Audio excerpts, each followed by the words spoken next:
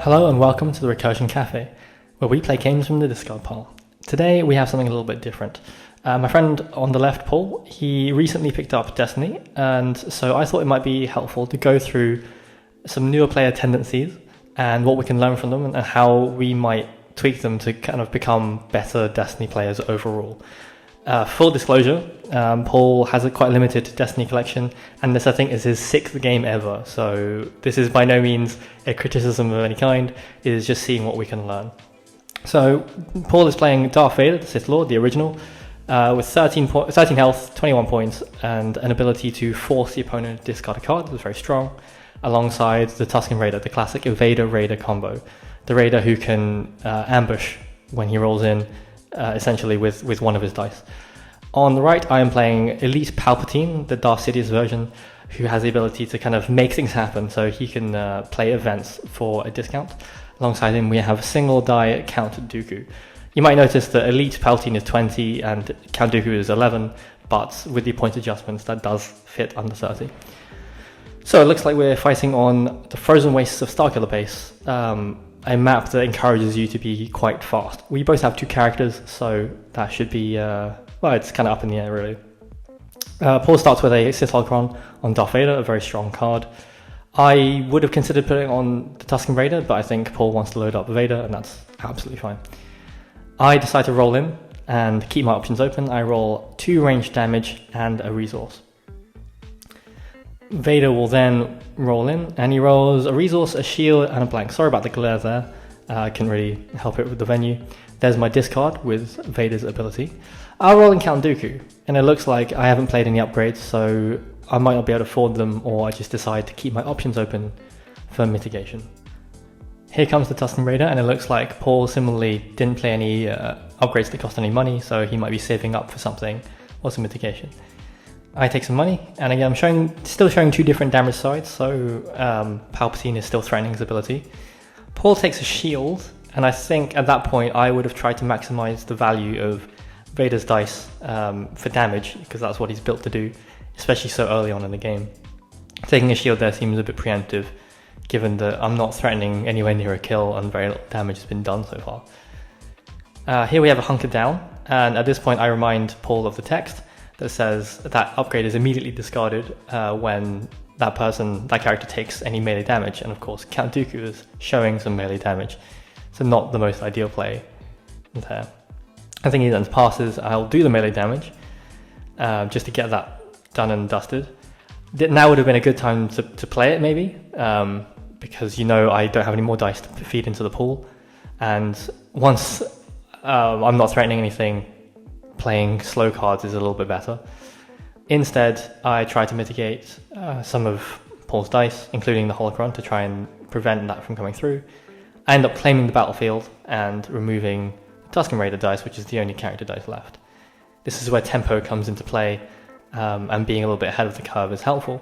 Now would have been a good time to play Hunker Down, but Paul misses the opportunity. It not only gets a card of your hand, but also gets the shield. It guarantees that it won't be knocked off immediately. So we reset. We're both looking really rich. I decide to roll in Palpatine just to keep my options open. I think potentially I have some events in my hand. I have five resources, so it's not like I was hurting for cash, but I think keeping your options open, knowing that I'm not going to upgrade Palpatine, that was kind of the better play. Vader rolls in, rolls a couple of blanks and a 2 disrupt as a discard for his ability. I then pay 3 for a Force Wave, which is a very potent upgrade, allowing me to do 3 damage, 2 damage, and 1 damage to a character with the special. And seeing as no damage has been done so far, I'm giving Paul a choice. Either go for Palpatine and his elite dice, or go for Count Dooku and the upgrades. And neither really is a good decision, which is what I'm aiming for, really. Paul decides to play Intimidate for value, which is good. Blue Villain doesn't have many ways of getting shields, so just playing it for value is pretty excellent. This is an example of good sequencing, where Paul plays Intimidate before sinking damage dice into my characters. On the flip side, he then plays Force Strike, which I think was very preemptive. He was probably going to re-roll those 3 dice, and he could have rolled 2 3s with Vader potentially. There was no real reason to Force Strike out of nowhere there, and it wasn't going to kill a character. So I think that was a little bit early, and maybe a reroll would have been a bit more efficient. But this is all part of the learning curve. So here I deal 2 indirect. I deal the indirect first just to see where Paul puts it. He decides to put it 1 and 1, despite knowing that Vader is my main target.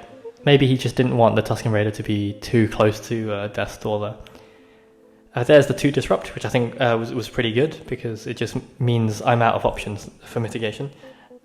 He does claim the battlefield quite early, despite not having rolled in the Tusken Raider. I think this is a pretty interesting decision, but maintaining tempo at this point is still pretty solid. I resolve 2 more indirect damage, and of course this time both go to the Tusken Raider. And then we draw up. So far, it's looking reasonably even. I think I've dealt slightly more damage, but Paul is sitting on a lot of resources. So here he plays a backup muscle first action, which was a curious decision. Backup muscle is a pretty slow card, and typically it's one of those where you want to keep it in hand as both hidden information and also just because it slows down your tempo. Rolling out your characters, if you weren't going to play up any upgrades, would probably have been a slightly quote-unquote better idea. Here comes the Hunger Down, and I roll in, and I take the resource. Vader rolls in, rolls some sticks, which is nice. I discard a Beguile, which is curious. But here comes the Tale of Tragedy. Very, very thematic there. Palpatine talking to Anakin and blanking his dice. And here comes Tusken Raider, and here comes Dooku. So all of the characters have rolled into the pool. Now it's probably a game of mitigation. I'm showing 2 blanks and the Force Wave special. Paul doesn't mitigate it, so I'm reasonably sure he has no way to mitigate a special at least. I'll continue to mitigate Paul's dice with doubt. And yes, mitigation, just in terms of deck building and in play, is so important to have a proper Destiny experience, because if you're unable to mitigate dice consistently, your characters will burn down very quickly. So here comes the Force Wave. 3, 2, and 1. I do say, yeah, mitigation is important, and in that particular case, I doubted Vader's dice from a 3 into a 3. That's not how it normally happens, but, you know, it can, and that's the risk you take with that particular one. Here I deflect that 1 damage at me with Count Dooku's ability, discarding card from hand to give him a shield before the damage sticks. It's a very cool ability, in my opinion. So the Holocron doing what it does and giving Vader the ability to force throw, and being as rich as he is, Paul will spend the resource and roll it into the pool for 1 range damage. I'll discard the reroll. I roll into 3 melee damage. Again, mitigation, it's pretty good, otherwise your opponent is able to resolve all of their dice, or keep rerolling until their dice show what they want to, and then resolve. So I claim the battlefield, no more dice to remove, and Paul plays the Holocron, this time switching targets, I think eventually to the Tusken Raider, which I think is correct. It's important to note here that Palpatine has exactly 1 health left, and there's something on Paul's side of the board that he's missing, that he hasn't used this turn. It was his first action of the turn, and he hasn't used it until now. It is backup muscle, so that's 1 more damage to Palp. And of course, if I didn't know that, and I didn't know he had that and he had it in his hand until the very end, that would have been such a powerful play. And you know, I would have thought, oh, I've got away with Palpatine. I can still roll him in next turn. But now I'm down to a single die character and 1 upgrade against both Vader and the Raider. And I start the turn by playing a slow card. But that might have something to do with my hand, which I believe was 2 abilities, or 3 upgrades, and 2 Forbidden Laws. Vader thankfully doesn't roll anything too notable, so I play another Forbidden Law because I'm biding my time as well. The Tusken Raider rolls 3 and the Holocron special, but I'm on my plan at the moment. I need to get my stuff out before I roll in, so I play it down a Force Push. And then a Count Dooku's lightsaber. And the only way that could have worked is through good sequencing to be able to get the economy to play both of those upgrades, as well as hopefully draw into more mitigation, or any mitigation, I think. Luckily, I drew into a hidden motive there to try and mitigate the Force throw. But if I remember correctly, Vader's showing quite a lot of damage. So there comes the Power of the Force, resolving the 1 gun as a 3, I believe. It's been a while since I've seen that card, so I had to read it. I choose not to discard for Dooku's ability because I only have 1 card in hand. and I think I deem it worthy to play Clash there. Not for full value, unfortunately, but if Vader's showing a 3 or a 2, I may as well try to mitigate it before rolling in. I'm not sure why Paul didn't resolve that with the Power of the Force, but it might have just been range damage was rarer on his side of the board. So I roll in. I think Paul passes. He's waiting for something. I have no cards in hand, and I roll not really any or no damage at all. So I also pass, which is a risk on both sides of the board. Anytime you pass, you have to remember that your opponent can also pass. It means that I didn't resolve any dice this turn, but I also retain tempo, retain control of the battlefield, and I can roll in first and hopefully hit a better roll, which I think I did there, especially with the Force Wave special. Vader, with nothing else to do, rolls in. Doesn't hit the Force Throw special, so I Force Wave, dealing 5 damage to his side of the board, and blocking 1 damage on my side of the board with a discard for Dooku's ability. He can be quite hard to get rid of in the end game.